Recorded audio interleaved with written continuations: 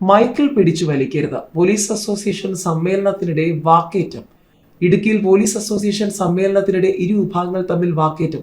പോലീസുകാർക്ക് ലഭിക്കേണ്ട ആനുകൂല്യങ്ങളെ സംബന്ധിച്ചും തിരുവനന്തപുരത്ത് SFIക്കാർ പോലീസുകാരനെ ആക്രമിച്ചത് സംബന്ധിച്ചും പ്രതിനിധികളിൽ ഒരാൾ സംസാരിച്ചപ്പോഴാണ് തർക്കമുണ്ടായത്. പ്രസംഗിച്ചയാളുടെ സമയം അവസാനിച്ചെന്നും സംസാരം അവസാനിപ്പിക്കണമെന്നും നേതാക്കൾ ആവശ്യപ്പെട്ടു. മൈക്കിൾ പിടിച്ചു വലിക്കരുതെന്നും പറയാനുള്ളത് പറഞ്ഞിട്ടേ പോകുമെന്നും പ്രസംഗിക്കുന്നയാൾ പറയുന്നത് പുറത്തുവന്ന ദൃശ്യങ്ങളിലുണ്ട്.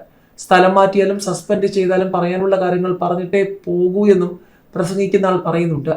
തർക്കമുണ്ടായതോടെ നേതാക്കൾ ഇടപെട്ട അന്തരീക്ഷം ശാന്തമാക്കി. ഇന്നലെയാണ് പീരുമേടി വെച്ച് സമ്മേളനം നടന്നത്. 2 മിനിറ്റാണ് ഒരാൾക്ക് സംസാരിക്കാൻ അനുവാദമുണ്ടായിരുന്നത്. സമയപരിധി കഴിഞ്ഞതിനെ തുടർന്നാണ് ഇടപെട്ടതെന്ന് നേതൃത്വം പറയുന്നു. മാളിലെ അടിപിടി കേസിൽ ഒഴിവാക്കും. DJ പാർട്ടിയിലെ ലാത്തിചാർജിൽ മിഥുനെതിരെ നടപടി വരും. സിവിൽ പോലീസ് ഓഫീസറായ മിഥുൻ റോയിയെ മാളിലെ അടിപിടി കേസിൽ നിന്ന് ഒഴിവാക്കുമെങ്കിലും ശംഖുമുഖത്തെ DJ പാർട്ടിയിലെ ലാത്തിചാർജിൽ നടപടി വന്നേക്കും. സംഭവത്തിന് ശേഷം മെഡിക്കൽ അവധിയിലാണ് മിഥുൻ.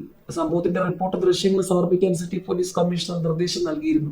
ഇതുകൂടാതെ രഹസ്യ വിഭാഗത്തിന്റെ റിപ്പോർട്ടും കമ്മീഷണർ ആവശ്യപ്പെട്ടിരുന്നു. 1.5 വർഷം മുൻപ് ഹെൽമറ്റ് ധരിക്കാതെ സ്കൂട്ടർ ഓടിച്ച സംഭവത്തിൽ അന്നത്തെ DYFI ബ്ലോക്ക് സെക്രട്ടറി നിതീഷിനെതിരെ പേട്ട പോലീസ് പിഴ ചുമത്തിയിരുന്നു. ഇത് ചോദ്യം ചെയ്യാൻ SFI DYFI പ്രവർത്തകർ പേട്ട പോലീസ് സ്റ്റേഷനിൽ പ്രതിഷേധവുമായി എത്തിയപ്പോൾ പോലീസ് നടത്തിയ ലാത്തിചാർജിൽ മിഥുനടക്കമുള്ളവർ ഉണ്ടായിരുന്നു.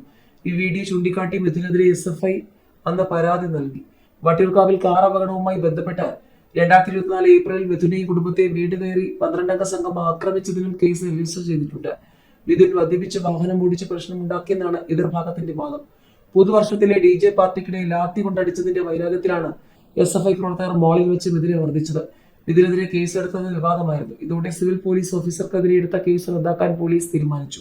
ഇദ്ദേഹത്തിനൊപ്പമുണ്ടായിരുന്ന യുവതിക്കെതിരായ കേസ് റദ്ദാക്കി. പോലീസുകാരനെ മർദ്ദിച്ച സംഭവത്തിൽ 2 SFI പ്രവർത്തകരെ പോലീസ് അറസ്റ്റ് ചെയ്തു. ഇവർക്ക് ജാമ്യം ലഭിച്ചു.